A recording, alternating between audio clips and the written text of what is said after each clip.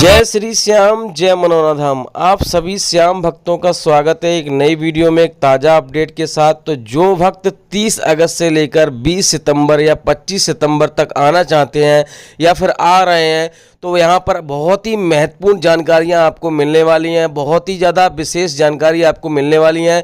जैसे कि महाराज जी कब से कब तक धाम पर बैठेंगे, कब से कब तक धाम पर नहीं बैठेंगे, कौन सी तारीख को महाराज जी नहीं बैठ रहे हैं, कौन सी तारीख को बैठेंगे। अगर आप आ रहे हो तो यहाँ पर आपको ये जानना जरूरी है, क्योंकि दोस्तों यहाँ पर आने के बाद अगर आपको महाराज जी नहीं मिलते हैं तो भी यहाँ पर आपका आना व्यर्थ हो जाएगा। तो इससे बढ़िया ये है कि आप पूरी जानकारी प्राप्त करें, सब कुछ जानने के बाद ही यहाँ पर आएँ।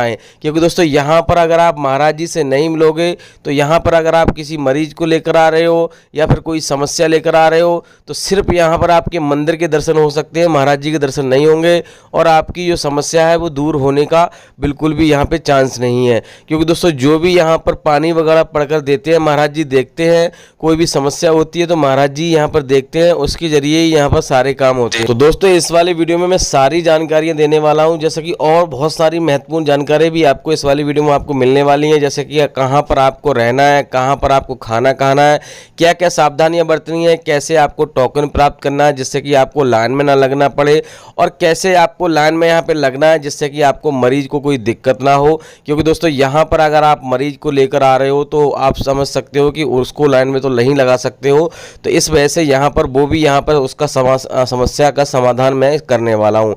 तो चलिए दोस्तों वीडियो को शुरू करते हैं। सबसे पहले तो यहाँ पर आपको बता देते हैं कि मनोना धाम कहाँ पड़ता है।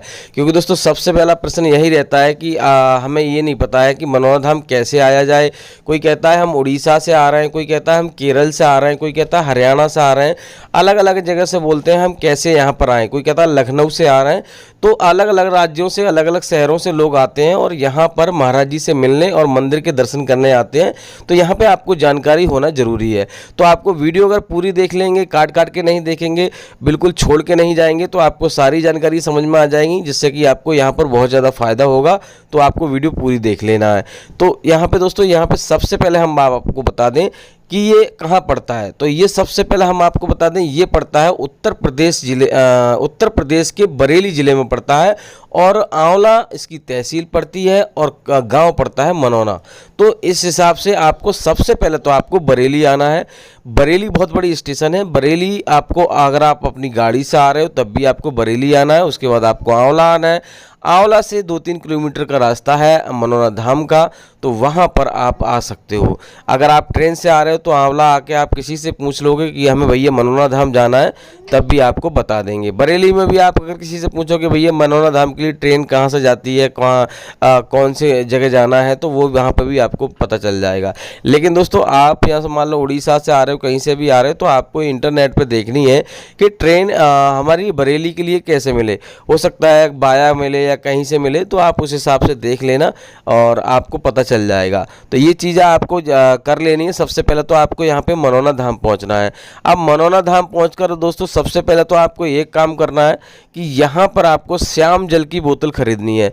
20 रुपये की श्याम जल की बोतल है और यही यहाँ पर खर्चा है, बाकी कोई खर्चा नहीं है। काफ़ी भैया कमेंट भी करते हैं कि भैया कोई खर्चा तो नहीं है, कोई चार्ज तो नहीं आता है, बाबा कोई ढोंगी तो नहीं है, पैसे तो नहीं लेते। तो हम आपको बता दें यहाँ पर एक भी पैसा चार्ज का नहीं जाता है। सिर्फ जो श्याम जल की बोतल है 20 रुपये की, उसी का चार्ज जाता है। बाकी आपका जो रहने का, खाने का, पीने का, आने का जो खर्चा होता है वही होता है, बाकी और कोई खर्चा नहीं होता है। प्रसाद वगैरह तो आपको पता ही है, लेना ही होता है। 51 रुपये का प्रसाद होता है, वो मंदिर में चढ़ता है। और यहाँ पे हम आपको बता दें कि यहाँ पर 2 लाइनें लगती हैं आपको। अगर आप आ रहे हो तो आपको ये चीज़ ध्यान रखनी है, सबसे पहले आपको मंदिर के दर्शन करने हैं, ना कि महाराज जी की लाइन में लगना है। मंदिर की लाइन में लगना है सबसे पहले, उसके बाद महाराज जी की लाइन में लगना है। जब आपके मंदिर के दर्शन हो जाएं और भीड़ यहाँ पे बहुत ज़्यादा लग जाती है, तो अभी हम आपको एक चीज़ और बता दें कि अगर आप मान लो किसी मरीज को लेकर आ रहे हो तो बच्चे को लेकर ना आए, बुजुर्गों को लेकर ना आए। क्योंकि दिक्कत यहाँ देखो दोस्तों, यहाँ पर मरीज को लेकर आ रहे हो तो दिक्कत थोड़ी झेलनी पड़ती है। क्योंकि कभी कभी इतनी लंबी लाइन लग जाती है कि रोड पार हो जाती है, तो बहुत लंबी लाइन लग जाती है। और कभी कभी नंबर देर में भी आता है, और नंबर जल्दी आए कैसे आए वो भी मैं आपको बता दूंगा फिलहाल कि नंबर आपका कैसे जल्दी आ सकता है, कौन से समय में आप आएँ तो आपका नंबर जल्दी आ जाए।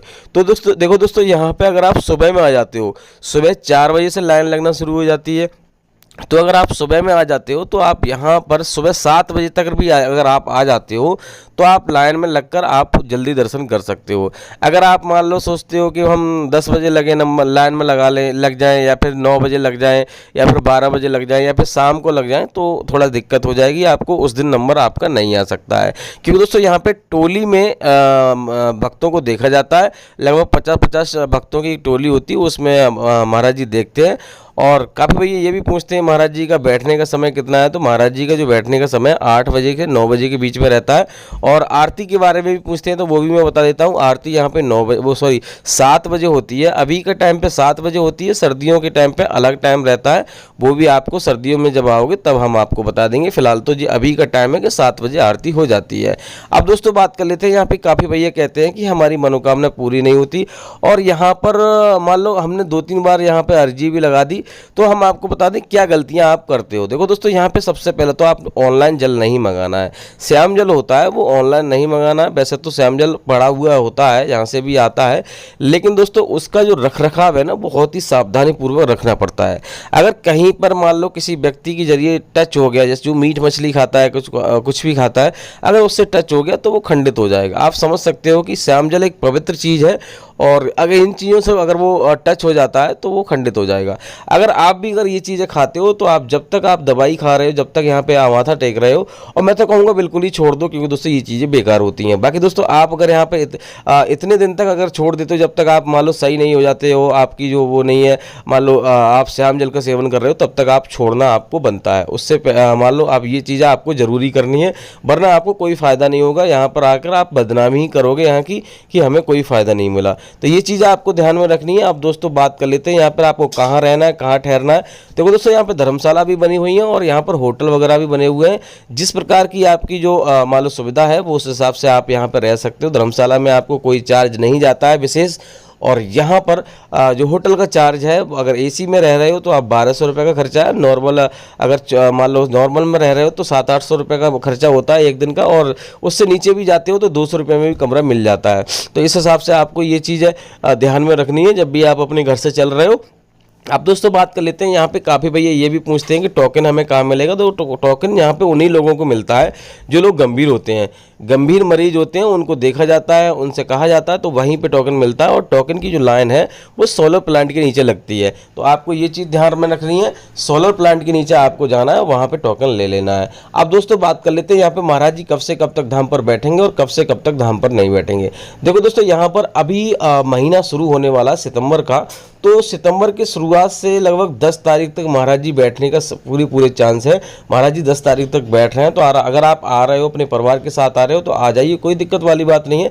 लेकिन इस बीच अगर कहीं महाराज जी चले जाते हैं तो बात दूसरी है, 1% कहीं चले जाते हैं तो बात दूसरी है। फिलहाल दोस्तों महाराज जी धाम पर बैठ रहे हैं। बाकी दोस्तों आपको कुछ और जानना है तो आप हमें कमेंट कीजिए। अगर वीडियो में कुछ बताना रह गया है, छूट गया है, तो आप उसके लिए आप कमेंट कर सकते हो। और अपनी जगह का नाम जरूर बताएं, कहाँ से आप आ रहे हो, जिससे कि हमें पता चल सके कहाँ कहाँ तक हमारी वीडियो जाती है और महाराज जी के कहाँ कहाँ तक भक्त हैं। तो दोस्तों इसी मंगल कामना के साथ कि आपके जीवन में खुशियां बनी रहें, खाटू श्याम महाराज की कृपा हमेशा आप पे बनी रहे।